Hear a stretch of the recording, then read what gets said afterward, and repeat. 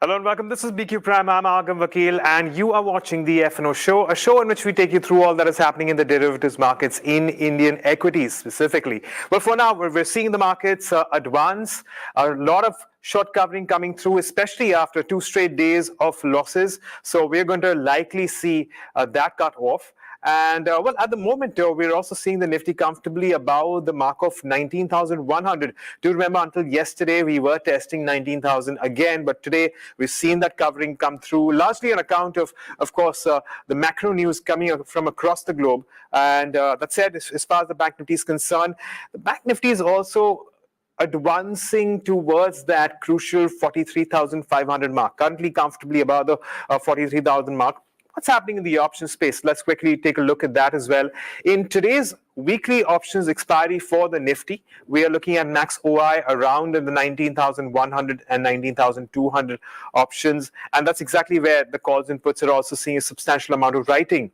As far as the Bank Nifty is concerned, again, then this is, of course, we move on to the next week's expiry after yesterday. And as far as the Bank Nifty goes, we're looking at 200 point odd range based on max OI. Of course, is likely to broaden over the span of the next few sessions. But for now, 43,200 calls and puts extremely active in today's day of trade, looking at significant amount of open interest addition. But what are experts making of these markets? Well, let's bring in Nagaraj Shetti. He's a senior technical analyst at HDFC Securities, who can perhaps further elucidate as to how we can approach the markets. Nagaraj, good morning and thank you so much for joining in. How are you viewing these markets and how are you playing them? Hi, good morning. This is Nagaraj. And if you look at the market has been moving in a range since last few sessions. At the higher level, 19,200 to 250 levels has been a strong resistance, and at the lower levels, 18 to 850 has offered a strong support. And at last 2 sessions of consolidation, we have seen the upside bounce in today's session. The overall chart pattern is indicating that we have seen declines during mid part of the October. After a small upside bounce recently, market is not actually showing signs of sharp weakness from the resistance. We have seen Nifty hitting the resistance around 19,250 odd levels, which is as per the change in polarity concept we believe as per technicals. And as per chartical, it is very much clear that once Nifty sustains above 19,200 250 levels decisively, then we are likely to see some sharp upside momentum to emerge in the broader market and benchmark Nifty as well. So till then, we are likely to see the consolidation within a range movement. And last few sessions, Nifty couple of times making an attempt to reach towards 19,200 level, which is a very good sign.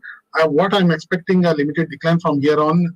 18,900 to 19,000 is going to be the strong support for the market, which is going to be any decline from here, which is going to be the buy on dip opportunity for the Nifty, and at the higher levels, 19,200 is going to be the hurdle. So we are likely to see the consolidation at the higher levels. Minor weakness is likely to emerge at the higher levels. Eventually, Nifty could break about 19,200 to 250 levels. Hence, there is a buy on dip opportunity. Right. Nagaraj, and how would you play the Bank Nifty similarly to the Nifty? Yeah, almost similarly. Recently, we have seen a minor decline in the Bank Nifty, and today has witnessed a sustainable upside bounce, even outperforming the benchmark Nifty. This banking sector has an initial resistance around 43,600, 700 levels. And if it moves above that level in the next year or two, then the next upside could open around 44,000 to 44,200 level. The trend, the short-term trend remains positive within a range movement, and the long-term trend is also still intact. I'm expecting some more outperformance in the banking sector as well in the near term. Okay, well, that's as far as your benchmarks are concerned and discussions around that. We shift focus to all the stocks which are buzzing in trade, and REC Limited is right at the top of that. REC and PFC, in fact, they usually tend to go hand in hand, and we've seen an advance of around 6.5 to 7.5% up moves in these counters. We're looking at a bout of short covering in Dixon Technologies as well. Do remember this one had started to weaken about a couple of sessions ago, but that's also advancing by around 4.5%. 1%, and gains coming in Ambuja Cement and Britannia, of course, reacting to earnings. So more gainers than losers in today's day of trade as far as the futures and options space is concerned.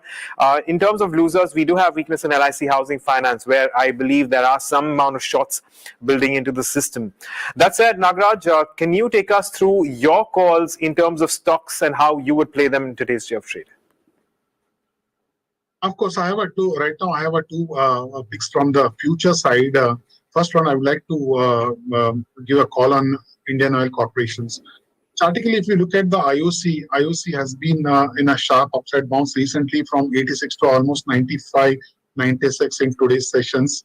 What overall chart pattern is indicating after a significant decline from the highs, the stock has formed an important bottom reversal around 86 odd levels, and it has witnessed upside. The overall chart pattern is looking positive, and I'm expecting some more upside momentum in this stock as well. The volume has risen during the upside breakout, and even RSI is showing positive indication. One may look to buy IOC November future, which is currently trading around 96.50, and the target would be around 102, and one can place a stop loss at 93.